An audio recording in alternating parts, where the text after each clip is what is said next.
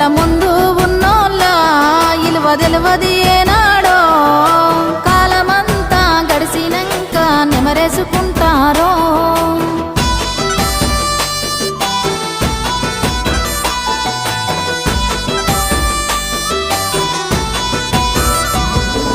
ఇనరా భారత ఈర కుమార ఏరోని హరికథను మన కల్వకుంట్ల కథను